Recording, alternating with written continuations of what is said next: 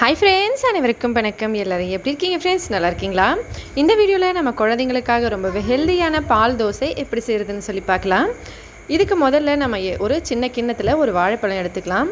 ஒரு சில குழந்தைகளுக்கு வந்து வாழைப்பழம் சாப்பிட்டா கோல்ட் பிடிக்கும். அதனால வந்து வாழைப்பழத்தை ஜஸ்ட் வந்து சுடுதண்ணில போட்டு ஒரு 4 செகண்ட் கழிச்சு எடுத்துட்டு அதுக்கு அப்புறமா அதை வந்து நீங்க இந்த மாதிரி மசிச்சிட்டு செஞ்சுக்கலாம்.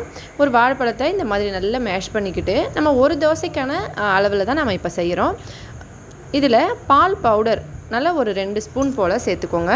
ஒரு வாழைப்பழத்துக்கு ஒரு 2 ஸ்பூன் பால் பவுடர் சேர்த்து நல்லா கலந்துடலாம். இந்த மாதிரி நீங்கள் வந்து வீட்டில் பால் ஓட அந்த மேலாடை வச்சுருக்கீங்க அப்படின்னா அந்த பாலோட மேல் ஆடையும் கொஞ்சமாக பாலும் சேர்த்து கூட இதில் வந்து நம்ம மிக்ஸ் பண்ணிக்கலாம்.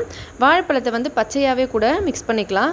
ஒரு சிலருக்கு கோல்டு பிடிக்கும் அப்படின்னு நீங்கள் நினச்சிங்கன்னா ஜஸ்ட் வந்து சுடுதண்ணில் ஒரு 10 செகண்ட் போல் வச்சுட்டு உடனே எடுத்து இந்த மாதிரி நல்லா மேஷ் பண்ணிக்கலாம்.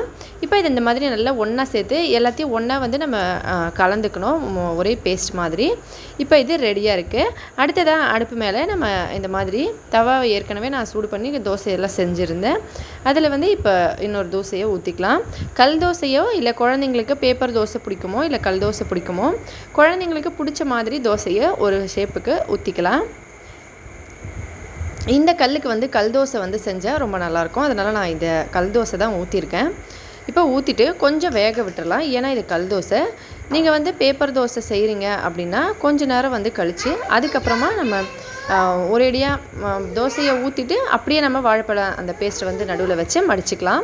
இது வந்து கல் தோசைனால கொஞ்சம் கனமாக வரும். அதனால் நான் வந்து ஃபஸ்ட்டு இந்த மாதிரி கொஞ்சமாக வேக விடுறேன். ஒரு சைட் கொஞ்சம் நல்ல ஒரு கால்வாசி அளவுக்கு வெந்த அப்புறமா இப்போ இதில் நடுவில் நம்ம இந்த மிக்சிங் ஏற்கனவே ரெடி பண்ணியிருக்கோம் இல்லைங்களா, வாழைப்பழ மிக்சிங், அதை வச்சிடலாம். இந்த மாதிரி வச்சுட்டு ஒரு பாதி சைஸ்க்கு இப்படி கலந்துக்கலாம். இப்படி எல்லா பக்கமும் படுற மாதிரி பரவி விட்டுட்டு இப்போ இதை அப்படியே மடிச்சிடலாம். அதுக்கு மேலே அவ்வளோதான் ஃப்ரெண்ட்ஸ், ரொம்ப ஈஸி.